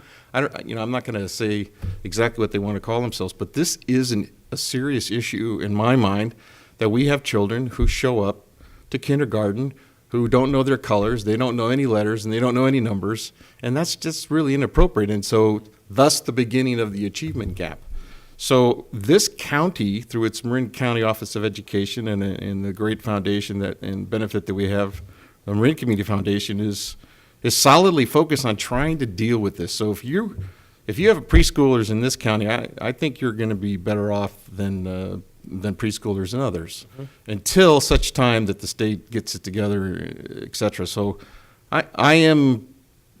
I'm hoping that we're not going to say, hey, we don't have control, so let's not focus on that. I want to say, how can we get more control? How can we contribute even more to this independent, private / nonprofit effort to help us standardize and take care of this particular identified achievement gap start? And so let's find a way to measure that real carefully and make sure we stay active. The other thing was on college graduation, and there's just the Clearinghouse I understand what the issue is. It's older data, and you get 42.2% and 43.5% of technically our students have earned college degrees. So what's interesting, would be more interesting to me, is what is the state average, and then what is the state average in context with the national average? Because recently I've been aware that there's a lot of states in our country where college graduate percentages are less than 20% of the state's population. Think about that. Less than 22% of the people who live in a state don't have a college education, and it's just too important in this new millennia to have advanced education. And maybe that's not a full, undergraduate degree, and maybe it's just getting through junior college, but we got to do better, and I just want to make sure that we're focused on increasing this particular number, and I'd like some comparisons if you could find them for us. And then the last thing, there were some comments on behavior, and is there a way that we could find out that maybe, I suspect this number is increasing, but from a perspective that I have, it's a way that teachers or administrators are finding ways to deal with behavior by providing the suspension service, which is no longer go home and play videos or sit on a bench, but you have to go through restorative justice, and you have to think, you have to learn, you have to become engaged culturally and characterally. So is this number going up because people are recognizing the benefit of suspending a student, that they'll have to go through these programs compared to the old-fashioned, whip them with a stick rule? So I just would like to know more why this number just soared the way that it did, because I'd hate to think that it's more related to performance. So it's long time been common knowledge that educational institutions like ours, high suspension rates go with poor educational performance, poor test scores. So I don't want to be that district, and I'm really, really worried. So I want to get to the bottom of this surge in suspension. I'd be happy to hear that people think they're suspending more because they want these kids to go through that process. But if this is a direct symptom of us doing a poorer job at educating them, we're going to have to stop and really take a look at how we're teaching our kids. So this is a number that concerns me greatly, and I would not pay attention to it. Thanks. So we can, to your points, we can break that down, and we will. So we'll bring it back. I mean, there's all kinds of categories, just suspensions. We can compare the last couple of years. What were the areas that went up? What were the areas that went down? So we'll break that down, and we'll come back with that. Trustee Mack and then Trustee Aguila. Did you have a question too? No, you're done? Okay. Trustee Mack, want to chime in? Yeah, just a quick comment. Say thanks, Jeffrey, for your comments. Can you put the mic down? Yeah, I think we have to really address that, and I look forward to getting some ideas from staff on how we can better incent the students to take these tests seriously. And I understand how, if there's nothing in it for them, why. So, yeah, we have to figure that out. So I'm looking forward to that. Two other things. I really appreciate Trustee Butler's comments about just trying to break the numbers down a little bit by whatever, whether it's demographics or any kind of useful categories that'll help us better understand what's driving the numbers. I totally appreciate that. But I would take it one step further, and this kind of gets us to Schoolzilla. I really want to start seeing some, instead of just static numbers, even year-by-year numbers or year-over-year numbers. I want to start seeing, groups of cohorts to show how a group 4 years ago might have been doing great, but this year isn't doing great. So it's just kind of multidimensional there. But the idea is to really understand how are we affecting this one group as they go through our system. It's a little bit different way of looking at it, but I think Schoolzilla is our key to that, and I know we're challenged there, but I think let's see if we can do that. Lastly, Jim, you mentioned in the single plans how we might be looking at the idea of not necessarily having each site get into community engagement aspect of the single plan, and I get that for the primaries and even for the middle schools.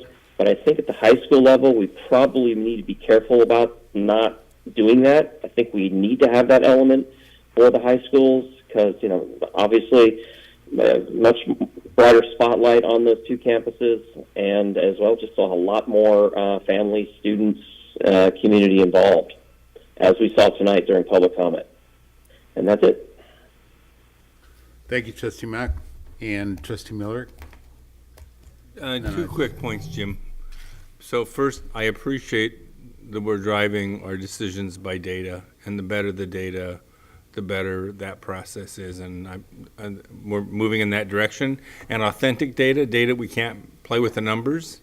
SAT scores and ACTs and PSATs are, external measures of us, and I think the integrity of those numbers are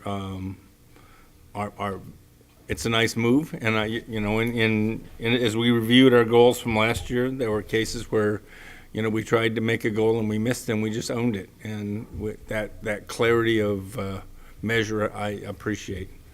The other thing I think is, so I hope we keep moving in that direction, see trends and other better data analytics.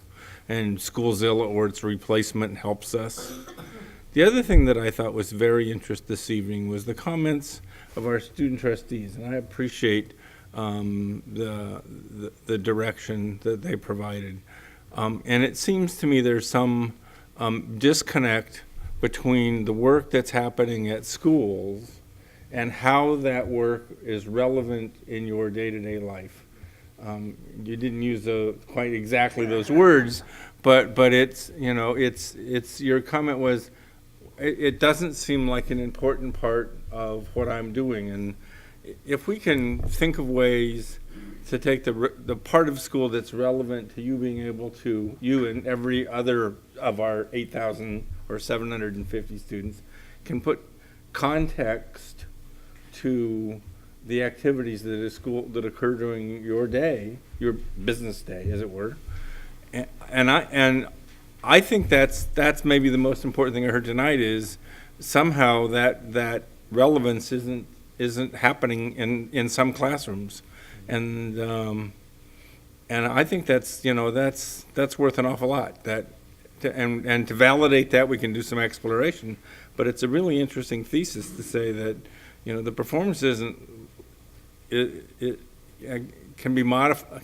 The performance, people aren't doing their best because they don't see the point, I guess, is in one quick sentence. And that's a tremendous waste of our faculty time and students' lives and our time, and we can do better. I know we can do better. All of us together can do better. So, I mean, I hate to put a period at the end of your sentence, but it seems to me a really important point. Thank you. Trustee Millerick, I really appreciate your last comment, because I think all this work we're all doing is really doesn't mean a lot if in the student's perspective, none of it matters. It's like, what does it matter to me? So that's absolutely right. So I would put an exclamation, not a period, but an exclamation point after that. Yes, Jeffrey, and then I have one quick comment. Yeah, so this is just a quick comment for the multiple measures of student success. So what keeps coming back are standardized tests, just tests on the computer. There's not really anything that's testing us, like how we can speak publicly or things that we can do with our hands, like motor skills or abilities to create something. These are, constructive ideas or creativity, because these are just things that are like, okay, so you can take a test, good for you. You can write a good paper, good for you. But in the workplace, these aren't things that we're going to necessarily be doing. Like, I'm going into the armed forces, I'm going to become a Marine, or that's my goal at least. And these things aren't going to be as relevant in that path. You're going to learn to fill out a lot of forms. Yeah, but it's but it's more it's a different course, It's just not all of these things are going to be completely relevant for everyone. And it's important for some, but not for every single person. So if there was something that could present that, I guarantee that there would be some people that would stand out where back in the other ones they would be like kind of on the lower end.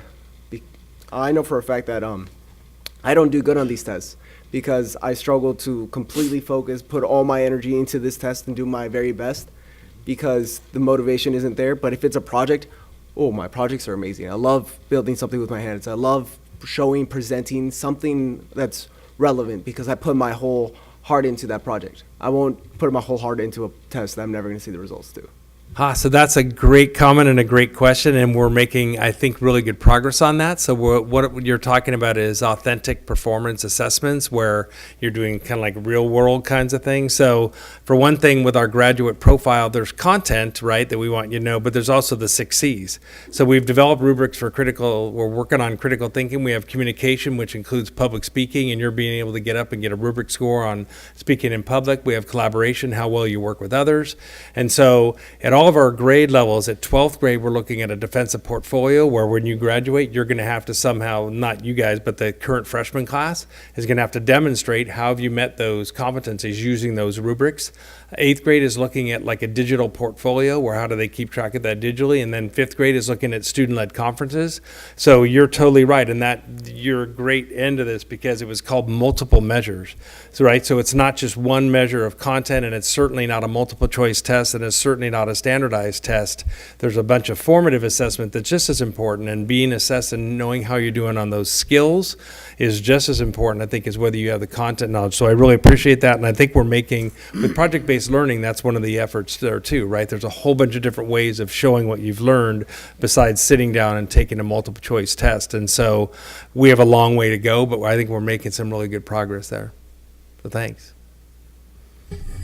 Jim, I just have two questions. One question, one comment. So we understand how important it is to reclassify our ELL students to fluent English proficient. What's our goal on that? Is it clearly 100%, but that's not? Yeah, so I think I mentioned to you guys before that we made our goals more general, but we're trying to come up with specific metrics. So what I want to bring back to you guys, and I just, it's good you mentioned that, I just talked to Melissa about that today. So the goal is going to be reclassifying. The goal is to reclassify kids in 4 years. So what she's looking at is what are we currently doing with that, and what's our goal going to be around that. So we'll be bringing that back. Because I think if you saw us, we have goals, we have strategies, and then we have metrics, but the metrics don't have a goal because we didn't want 50 goals, but we are going to set 1 or 2 important SMART goals around those metrics. Yeah, so we'll be bringing that. I know you guys already approved it, but we'll be bringing that back, and we're working on that right now. Okay. And my comment was, with respect to, I wanted to thank you for getting us this data. I know it's the Student Clearinghouse data is very comprehensive, let's say. But if you delve down into it, it's great. And I think the one thing that I'm hopeful about, and if you look at all of this in aggregate, is that I think with get focused and stay focused in our co-enrollment, I think that's really going to be key in bringing some of these numbers up. So I'm looking forward to that. Yeah.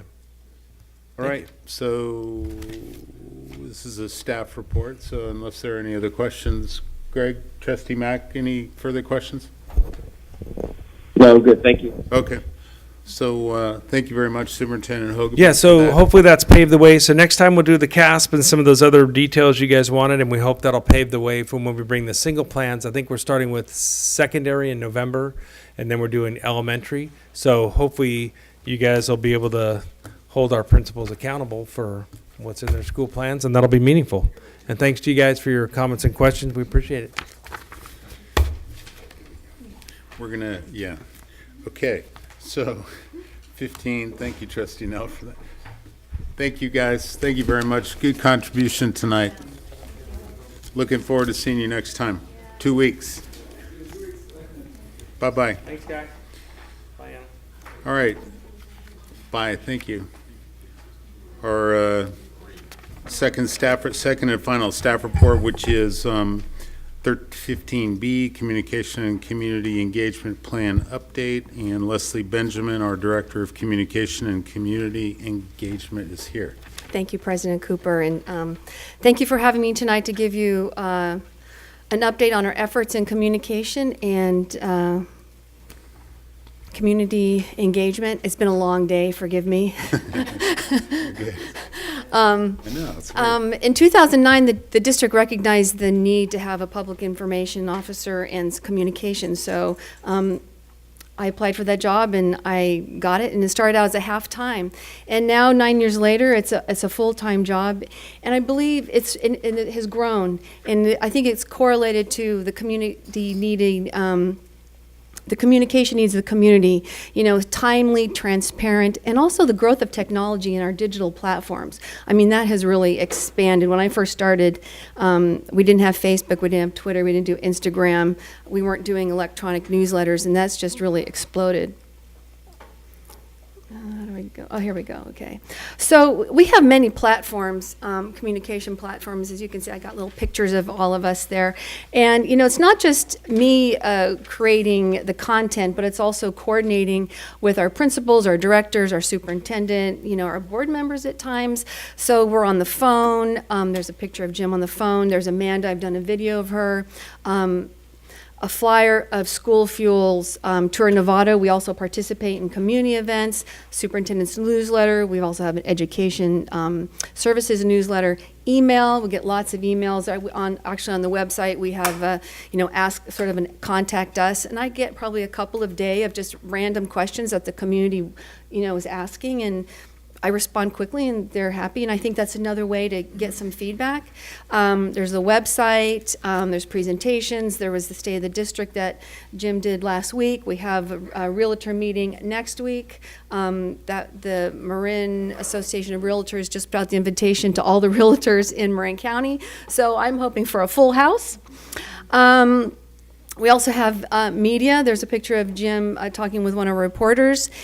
Twitter, there's the IJ, and then Instagram. So there's just sort of a few of the things that we do with that. And also one thing I kind of failed to put in is emergency communications. And that is really, that's very time sensitive. That's in the moment. Like this morning, we were doing something at San Ramon at 7:30, and then come back here to get it out to the community. And that's everybody. For Jim and I and the principals, we stop everything, and that's what we focus on. And that's really, and we provide that support. I provide that support. I prepared a communication plan, which I attached, and it's pretty comprehensive. It covers our audiences, and I've focused our audiences on students, parents, staff, and community members. And the platforms that I've identified are used, throughout all those four audiences, some more than others, but it's pretty consistent. We use like Facebook for most of them. Okay. These are our highlights for this past year. Peach Jar is an online flyer distribution system that's integrated with Aries, and organizations that want to send a flyer, they do it electronically. For like the PTAs and our community partners, they can upload the flyers directly and it goes out to our members. For those outside organizations, it comes through and Gladys's can approve them electronically. It's really helped Gladys's workload because we were getting a lot of paper flyers. She has to talk to them. They're photocopying everything. So we're saving paper and time, and because it's integrating with Aries, it's going straight to our parents, and it's posted on the school website.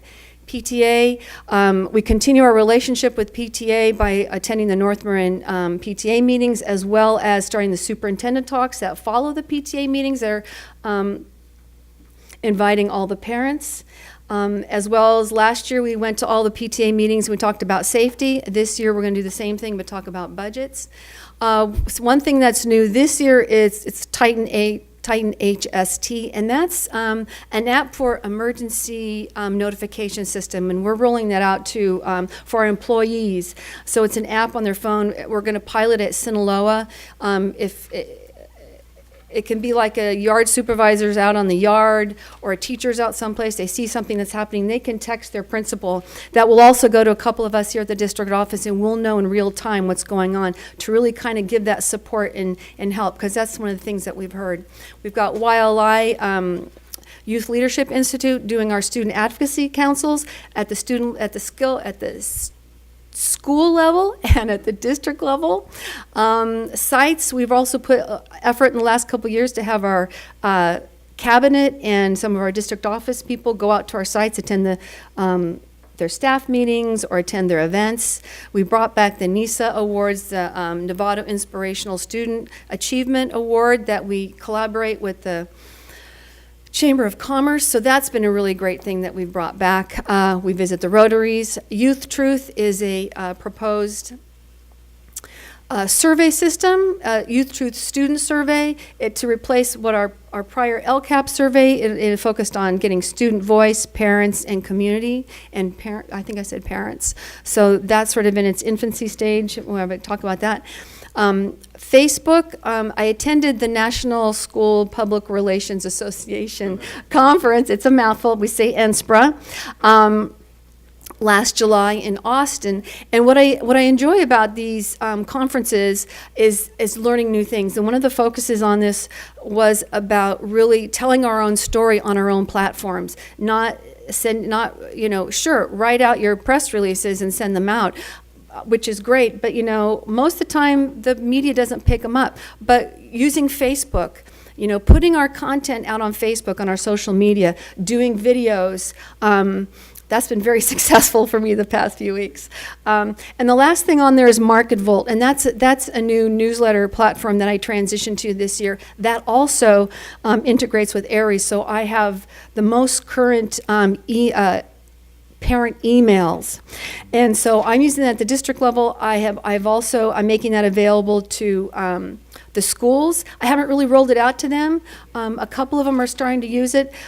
It's free to them. Right now they're using Constant Contact. It might cost them $900 to $1,200 a year. This would be free for them. So that would free up some of the PTA budgets. And this integrates with Aries. So they would have, instead of trying to, the gathering, can I get, your parent email address for the student for the school newsletter?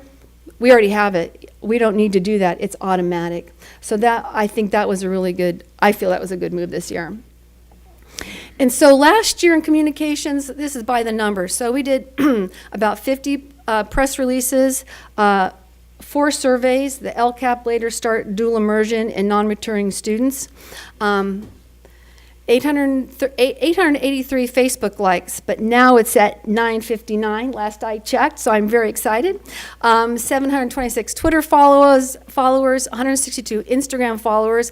I started Instagram last year with an intern, Rachel, that I had last fall. So she got that going. This year I have Shane Welch. He works with me on Mondays and Wednesdays, and he's been really good at editing the videos that I have. He's really good. We did 44 newsletters last year, which includes the board highlights and newsletters in both English and Spanish, and then the Hogaboom video series, so we have to think about doing that again. And then looking at our data from our newsletters, 60% of our English newsletters, meaning our newsletters sent out in English, are opened via the mobile device versus 78% of our Spanish newsletters are opened up in mobile devices. So clearly our Spanish speakers are opening them up on their mobile devices, which is fantastic. So it's really important for us to have all these platforms that we use to be mobile optimized so they can read it. There's nothing worse than being on your cell phone trying to go through a website or a app or something. And I'm proud to say that we reduced our spending this year over last year for about $30,000. So I'm happy with that. So I want to dive a little bit into Facebook a little bit because I am a little bit focused on that this year because I think we really can get some really good parent engagement with that, and I feel that we've done that so far in the past month or so. So in the first graph up there is just over the past year, and you can see the trajectory of the likes that we've been getting. So it's kind of on a steady increase. And so this year, last year, it was about at 625, and the average was about 830, and now we're up to 959. So I'm hoping to break 1,000. I'm maybe by Christmas. So my bonus, thank you. And then the demographics of our Facebook followers is 69% of the women between 35 and 54 are following on Facebook. So, and it's overall 82% women and 17% men. Now I put these two, well, we know who's on Facebook. And then I put these two particular posts up here. You can't see them too well, but anyway, the one in the upper right-hand corner is one of our Modeling the Ways from August. And we went out and did 4 Modeling the Way awards to employees, and we did little videos on each of them and put them out one day at a time. And each of them got over 2,000 reaches. It reached over 2,000 people. And then this one teacher down here, I can't read her name. She's at Novato High, but her photo was chosen for Congressman Huffman to be shown, and I just linked it and put it out there. It reached over 7,000 people. People were commenting and so I'm like, okay, so we're out there we're engaging the public on our Facebook page, which is our goal. Summer, thank you. So one of the big projects that we had this year started in March of 2017 is with Kiosk, and that was our district identity and our branding, working with them to create a fresher, more relevant brand, infusing innovation and vitality, and with our goal to build greater awareness, pride, and respect for the great work we've been doing in Nevada schools for the past couple of years. We're not the same NUSD that we were 5 years ago, and we really want to show that. So with the district, with this whole project, it started in March. We held 6 focus groups. We identified the core values of being innovative, inclusive, caring, equitable, and collaborative. We have drafted mission and vision statements. We drafted a motto. We've narrowed it down to 2 possible logos. We've surveyed staff. We're in the process of surveying parents. And at the next board meeting, we're going to present our final drafts of the mission, vision, core values, motto, and our proposed logo with colors and fonts and everything at the next board meeting. And then also going with our next steps for district identity being at the next board meeting, presenting things. Also, our next steps include continuing the efforts outlined in this communication plan, but also my next steps include collaborating with the IT department in making our website ADA accessible, getting and analyzing analytics on our website to really understand the traffic so we can better focus our efforts in maintaining a current and dynamic website instead of like paying attention to these pages down here that no one's going at. They're all up here. So let's focus our efforts. And thank you. My goodness, that was exciting. That's a lot of exciting stuff, Leslie. Yeah, thank you. Thank you. Trustees, comments? Trustee Millerick, we'll start with you. Nicely done. And I mean, I think of everything you had to say, your insight that we are not the same district we were 5 years ago. And if you take that back further, the reliance on the Nevada Advance and the Independent Journal as our vehicle, and to transform that to understand that we have to be our own vehicle. We can't keep sending out press releases and waiting for somebody else to carry our water, that we need to step up and do it ourselves is very clearly visual in the presentation, and I appreciate that your leadership in moving us down that path. Thank you.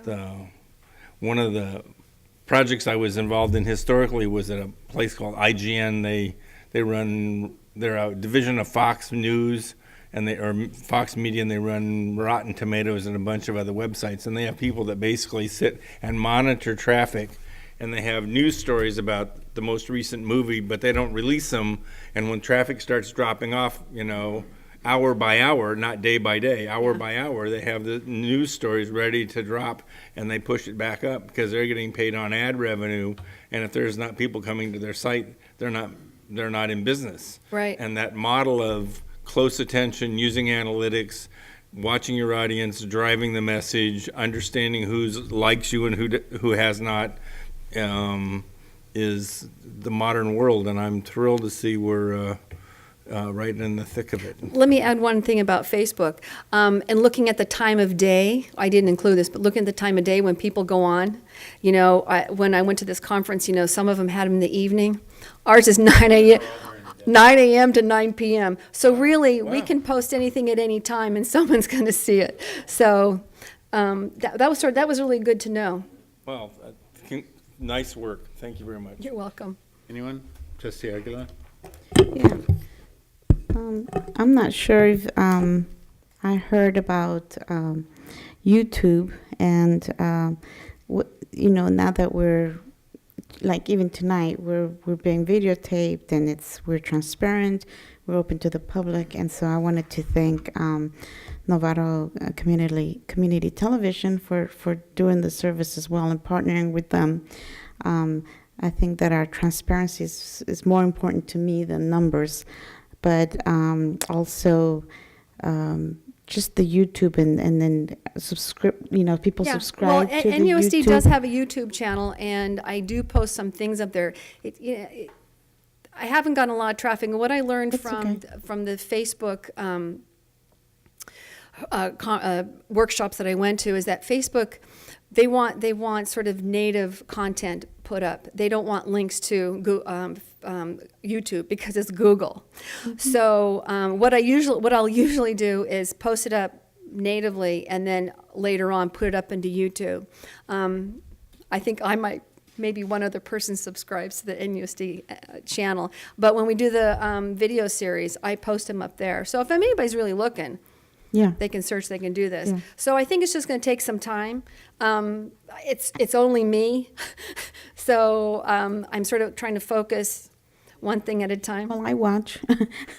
But That's great. But I just wanted to just take this opportunity to thank NCTV and Yes. and just remind the community that we are live. stream. We are live. We are. They can subscribe. They can see that we're transparent, and so that was important to me. You know, more than numbers. But thank you. You're welcome. Thank you, Trustee Butler. Nicely done, thank you. Thank you. Yeah, really good, and it has changed from 2009. It has. Yeah, big time, and you're trying to keep up with all the different things and how we can communicate. Just curious on Peach Jar, have you gotten any comments on that, on parents? Like for me, I had an instance where the flyer for like something in Novato High was on Peach Jar, but I never really saw it in the e-blast that came out. Was So that it the PTA missing. one? PTA. It was a community There was one event, weekend. which was the 5K I heard there was color one. run. I heard there was one weekend that they did some reboot and they didn't tell anybody, and so Novato High's PTA stuff didn't go out. Okay. As well I'm as just it should thinking in have. general. I haven't heard anything. You haven't heard anything. Okay, it's great to have everything there, but I forget to go there and to Do you get the emails? I get the e-blast from Yeah. Novato High, from all the schools. I get Yeah. all their e-blasts, and I forget to look for it I know it's there, but I just don't think to click on it. It's sort of training our Yeah. culture, and one I didn't put this in here, but our parents are millennials and a little bit younger, and so that's where they are. They're on their devices looking at everything. Yeah. Me, I don't know. still I was like just I curious like if to you see the had piece of gotten any- paper and Yeah. and stuff like that. I forget to look too. I just forget to look, and I was wondering if that was a common thing, but. I haven't heard that Okay. yet. But thank you. Trustee Miller? Point, at where I work, we had issues with security. Periodically, there's issues that go around in the neighborhood, and the ability for a staff member to raise an alert and alert everybody in the building or on the campus that something needs to be done, like a lockdown or an intruder, is a very important part of where I work, and you spoke to that. I don't know how strong it is as a security tool. It is. Bill Welch and I explored this. I mean, we would get calls all the time. Oh, we've got this security app, we've got that security app, and so Bill is really no. But this one he really likes, and so we pursued it, and the price was right. And so we moved. Last spring was really crazy, and so we moved forward on this year, and Mike Saizi at Sinaloa is piloting it. He got trained, and the idea is that each school would adopt it, but it's not one of those things. I don't want to push it out and say, here, do this. I really want a school to get it and say, wow, this is really great, this is a great tool, and then, yes, I want that. That's really the best way. I don't really want to push things down to people. I want them to discover it sort of and say, yeah, look, can I try this out? Leslie, I just wanted to say I'm really happy with what you're producing.